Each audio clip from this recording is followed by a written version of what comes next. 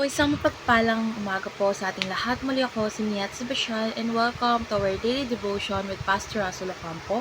And today is February 1, 2026 and our topic is all about praying and planning.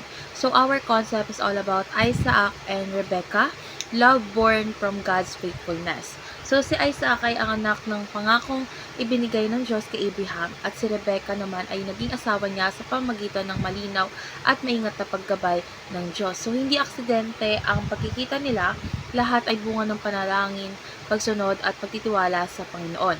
So, si Abraham ay nananalangin at nagtiwala sa Diyos para sa kinabukasan ng kanyang anak. So, ang lingkod ni Abraham ay nagdasal at sumunod sa direksyon ng Diyos.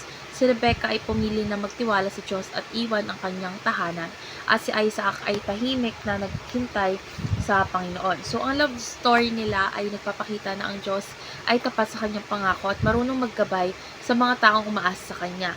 Ang kasal na ito ay nag-ingat at nagpatuloy sa covenant line at nahahantong kay Hesus Kristo.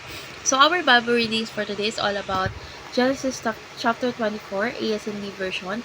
Panginoon Diyos ng aking Panginoong sa Abraham, bigyan po ninyo ako ngayon ng tagumpay at ipakita ninyo ang iyong katapatan sa aking Panginoong si Abraham.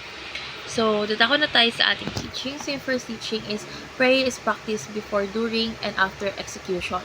So, bago umalis ang lingkod ni Abraham, siya ay nanalangin muna para sa direksyon ng Diyos. So, habang isinasagawa ang plano, is patuloy pa rin siyang umaasa at kumikilala sa kilos ng Diyos.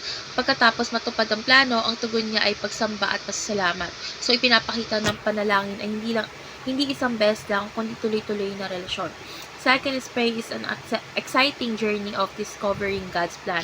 So, hindi agad alam ng lingkod kung sino ang tamang babae para kay Isaac, pero sa panalangin, unti-unting ipinapakita ng Diyos ang kanyang kalooban.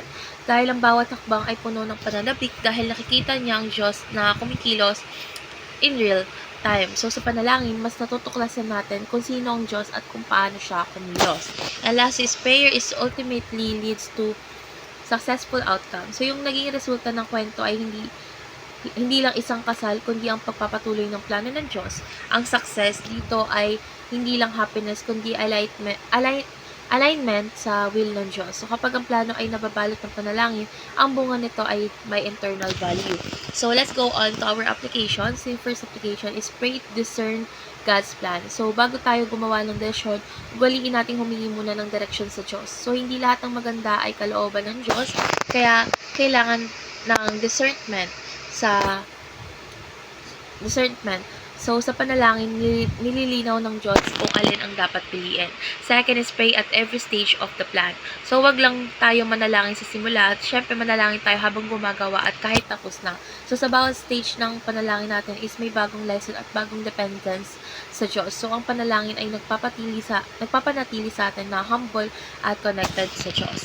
And last is pray to praise God for every outcome. So, kapag sinagot ang panalangin, purihin natin ng Diyos. Kapag ibang sagot kaysa sa inaasahan natin, purihin pa rin natin ng Diyos. Dahil ang tunay na panalangin ay nauuwi sa samba, hindi sa reklamo. So, let's go on to our last part, which is our discussion. And our discussion talks about how can you improve your prayer life. So, ang devotion na ito ay nagturo po sa akin na ang panalangin ay hindi lang emergency response natin, kundi daily lifestyle natin.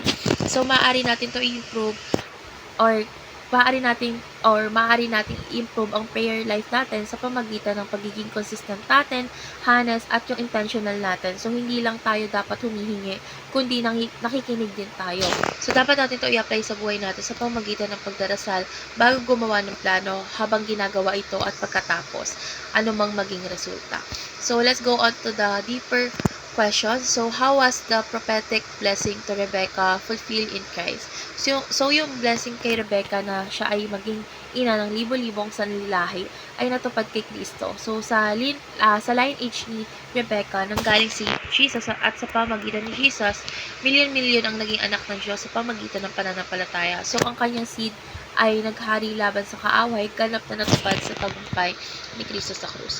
So, let's pray po, Lord God. Maraming salamat po dahil ko ay Diyos na gumagabay sa bawat hakbang namin sa buhay. Lord God, turuan mo kami manalangin, hindi lang pag may kailangan kami, kundi sa bawat ito ng aming plano at desisyon. Lord God, tulungan mo kami magtiwala sa iyo at purihin ka sa anumang resulta. In Jesus' name we pray, Amen.